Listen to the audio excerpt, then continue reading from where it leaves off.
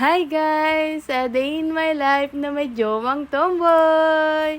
For today's video guys, we're going to market. Inutusan po kami guys bumili ng carrots, patatas, bell pepper, Alaska, and Enerton guys. Pupunta po kami sa palengke sa Guagua, Pampanga. Ilista nga po namin guys yung mga pabili sa amin kasi kami po ay makakalimutin na guys. Malapit lang po pala guys yung palengke dito kaya yung Raptor na po yung ginamit naming sasakyan guys. Yan po yung mama niya. Hi guys! Yung naka-white po. Bukas po kasi ay birthday po niya. 60 years old na po yung mama ni jowa kong tomboy. Yan na po guys. Umaandar na po yung aming po. Brum! Brum! Brum! Brum! Brum! Brum! Brum! Brum! Brum! Brum!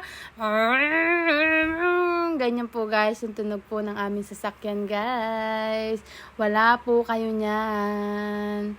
Yan na guys, alam nyo guys, bago po kayong makalabas dito po sa kanilang tirahan, ay mga Bentinghams po yung pagdadaanan namin guys.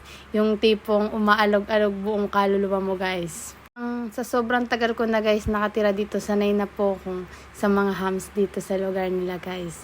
Kahit po umalog pati yung utak ko guys. Diyos ko, itsura ko hindi man lang ako nakapag-ayos guys. So, ang putla-putla ko. Tapos ang pangit-pangit ng buhok ko guys.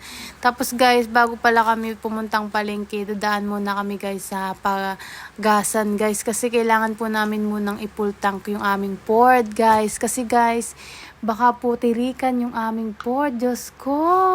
Full tank na nga po yung aming Ford. Kaya tumatakbo na po siya ng 100 per kilometer guys. At malapit na po kami sa Guagua, Pampanga.